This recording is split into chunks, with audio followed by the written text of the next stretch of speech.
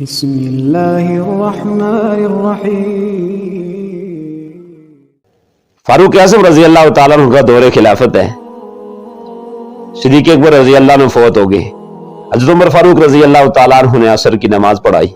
نماز پڑھ کر مسجد میں بیٹھے تھے کہ دو بچیاں آئیں اور آ کر کہنے لگی کہ چاچا آپ مسلمانوں کے امیر بنے ہیں؟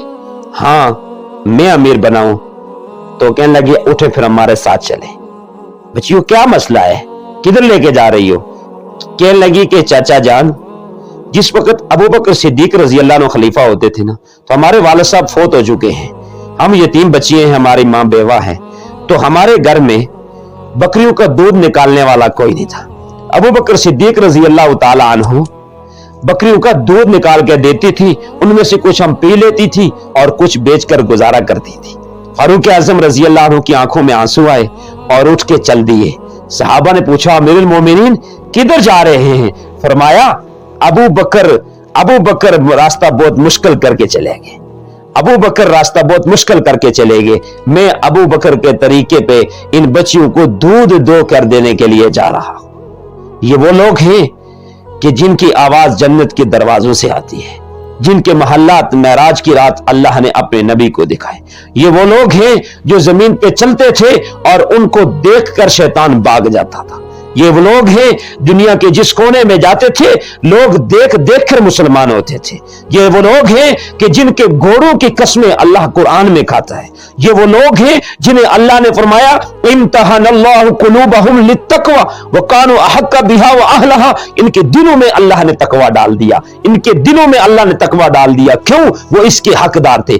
یہ وہ لوگ ہیں جنہیں اللہ نے فرمایا اولئک هم المفلحون اولئک هم الراشدون اولئک هم المؤمنون حقا، یہ جو ہے پکے سچے مومن ہیں۔ یہ وہ لوگ ہیں جن کے بارے میں اللہ نے فرمایا رضی اللہ عنہم ورضوا عنہ، یہ اللہ کے نبی کے ہاتھ پہ ہاتھ رکھتے ہیں۔ اللہ فرماتے ہیں ید اللہ فوق ایدیہم، اللہ کا قدرت کا ہاتھ ان کے اوپر ہے۔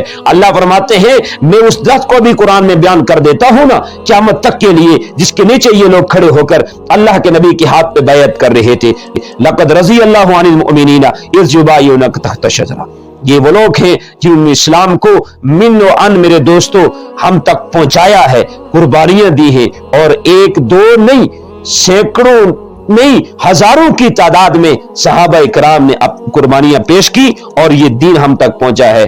آج میرا اور آپ کا یہ فرض ہے، تمام سنیت کا یہ فرض ہے کہ عظمت ناموس صحابہ کے دفاع کے لیے اپنا تن من دن پیش کر دے، اپنی بیوی کو بیوہ کرانا ہے، اپنے بچوں کو یتیم کرانا ہے اگر ضرورت پڑے، کیوں کہ انہوں نے محمد رسول اللہ صلی اللہ علیہ وسلم کی عزت و ناموس کے لیے، ان کے دفاع کے لیے، اسلام کے تبلیغ کے لیے، اسلام کے دفاع کے لیے کچھ پرواہ نہیں کی، سب کچھ پیش کر دیا۔ انشاءاللہ آئندہ تفصیل سے اس بات پہ بھی تفصیل سے بات ہوگی کہ کس کس انداز میں میرے نبی کے صحابہ نے اپنے آپ کو پیش کیا، اپنے بچوں کو پیش کیا، اپنی اولاد کو کیسے یتیم کرایا، اپنے ماں باپ کو روتے ہوئے کیسے چھوڑ کے آئے، اپنے کنبہ قبیلہ خاندان کو کیسے چھوڑا، کیسے اپنا مال دے کر اپنے آپ کو خریدا کہ اللہ کی طرف سے جو قرآن نازل ہو جاتا ہے کہ وہ لوگ جو اپنے آپ کو اپنے جان و مال دے کر خرید لیتے ہیں۔